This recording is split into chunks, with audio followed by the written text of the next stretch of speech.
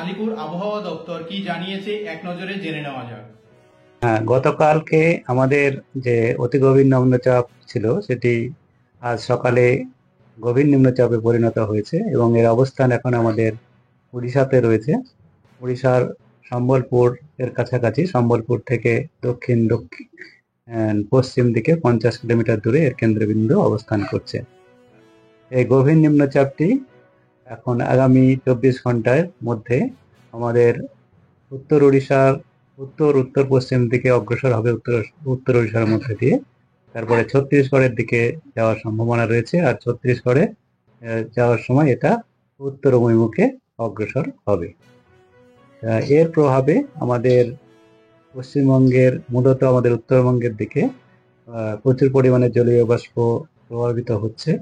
তার জন্যে আমাদের রাজ্যের যেটা পূর্বাভাস দেওয়া হয়েছে আগামী কয়েকদিনের জন্য, সেটা হলো দক্ষিণবঙ্গে আগামী 24 ঘন্টায় আমাদের পশ্চিমের কয়েকটা জেলা যেমন এবং উত্তরের জেলা যেমন মুর্শিদাবাদ, বীরভূম, পুরুলিয়া, পূর্ব পশ্চিম বর্ধমান, বাঁকুড়া এবং পশ্চিম মেদিনীপুর, এইসব জেলাতে এক দু জায়গায় ভারী বৃষ্টিপাত হওয়ার সম্ভাবনা আছে। আর সমস্ত জেলাতেই প্রায় সর্বত্রই হালকা থেকে মাঝারি বৃষ্টিপাত আগামী 24 ঘন্টায় হবে। আর 24 ঘন্টা পরে আমাদের দক্ষিণবঙ্গে বৃষ্টিপাতের পরিমাণ আরো কমবে, তবে সর্বত্রই হালকা থেকে মাঝারি বৃষ্টিপাত, বজ্রবিদ্যুৎ সহ এবং বজ্রপাত সহ হওয়ার সম্ভাবনা থাকছে। মুর্শিদাবাদ জেলায় এক দু জায়গায় ভারী বৃষ্টিপাত হতে পারে কালকে। বাকি সমস্ত জেলাতেই কেবল হালকা থেকে মাঝারি বৃষ্টিপাত, এক দু পশলা করে বজ্রবিদ্যুৎ সহ হওয়ার সম্ভাবনা থাকছে। এর প্রভাবে উত্তরবঙ্গে বৃষ্টিপাত ক্রমশ বাড়বে এবং আজ থেকে কিছুটা বাড়ার সম্ভাবনা রয়েছে। উত্তরবঙ্গে সমস্ত জেলাতেই হালকা থেকে মাঝারি বৃষ্টিপাত সর্বত্রই হওয়ার সম্ভাবনা থাকছে।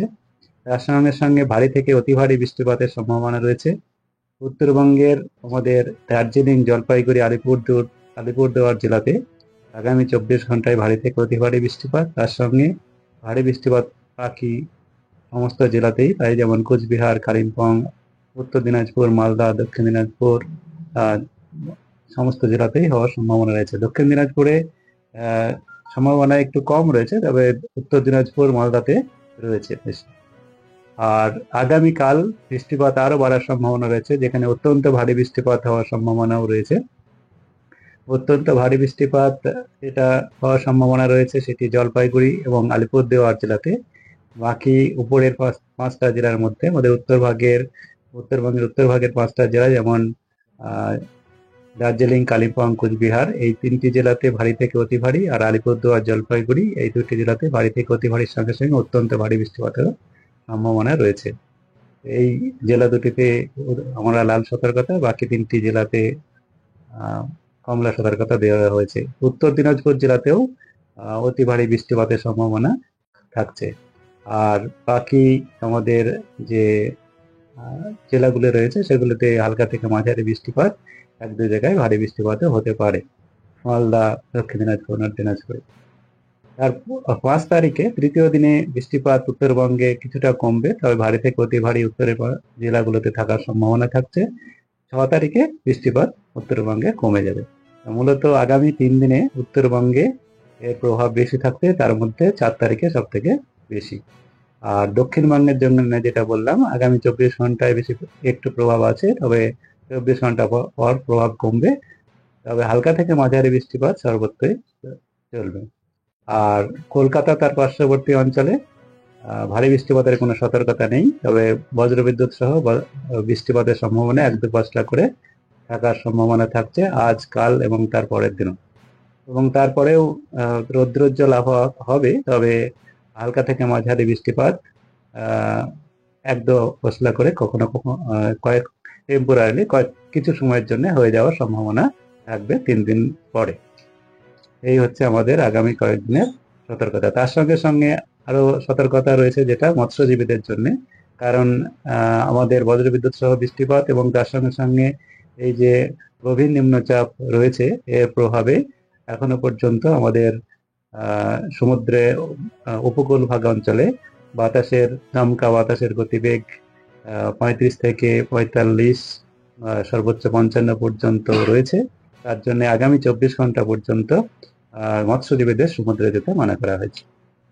সাহেব, যদি কলকাতার ক্ষেত্রে 5 তারিখের আবহাওয়াটা রবিবার কার্নিভালের দিন আবহাওয়া কেমন থাকবে? রবিবারে আমাদের বৃষ্টিপাত কমে যাবে, তবে কিছুটা সাধারণত মেঘলা আকাশ থাকবে, তবে কিছু সময়ের জন্য আংশিক মেঘলা আকাশ আর কিছু সময়ের জন্য সাধারণত মেঘলা আকাশ যেটা হয়, এবং সম্ভাবনা বেশি থাকে যেটা আমাদের দুপুরের একটু আগে থেকে শুরু করে সন্ধ্যার মধ্যে 1-2 পশলা বৃষ্টির সম্ভাবনা থাকে, সেটা থাকছে, কারণ বজ্রবিদ্যুৎ সহ বৃষ্টিপাতের সম্ভাবনা রবিবারেও রয়েছে। তবে এই যে কন্টিনিউয়াস বৃষ্টি বা এরকম কোনো বৃষ্টিপাতের সম্ভাবনা নেই, কেবলমাত্র কিছু সময়ের জন্য বজ্রবিদ্যুৎ সহ বৃষ্টিপাতের হালকা থেকে মাঝারি বৃষ্টিপাতের সম্ভাবনা থাকছে। স্যার, গতকাল চন্দননগর এবং সন্দেশখালীতে টর্নেডো হয়েছে, 2-3 মিনিটের টর্নেডোয় বিভিন্ন জায়গায় ক্ষয়ক্ষতি হয়েছে। এই টর্নেডোর গতি কিরকম ছিল এবং এটা কি আবারও পরবর্তীকালে যে কোনো জায়গায় হতে পারে, মানে হঠাৎ করে এরকম একটা টর্নেডো সৃষ্টি হওয়া?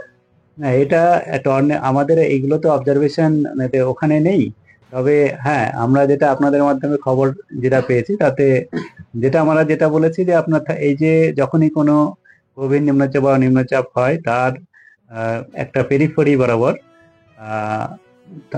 বজ্রগর্ভ মেঘের সঞ্চার হয় এবং বৃষ্টিপাত হয়, এবং তার সঙ্গে সঙ্গে দমকা হওয়ারও সৃষ্টি হয়।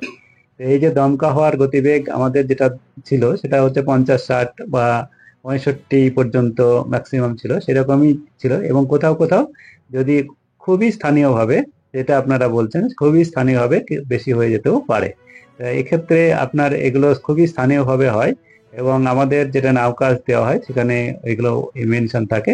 তবে টর্নেডো বা কি ধরনের কি হয়েছে এই ধরনের অবজারভেশন তো আমাদের কাছে সেরকম নেই, বা ওখানে আমাদের যেটা পর্যবেক্ষণ, যেটা মেটিওরোলজিক্যাল যেটা অবজারভেটরি থাকে সেরকম অবজারভেটরি আমাদের সন্দেশখালী বা এই এরিয়াতে নেই। তবে আপনাদের মাধ্যমে যেটা জানা যাচ্ছে অবশ্যই নিশ্চয়ই বাতাসের গতিবেগ বেশি ছিল, এবং সেটা হওয়া স্বাভাবিক, কারণ হচ্ছে আপনার এই সময়ে বজ্রগর্ভ মেঘ সৃষ্টি হয়ে কোথাও কোথাও স্থানীয়ভাবে হয়ে যেতে পারে।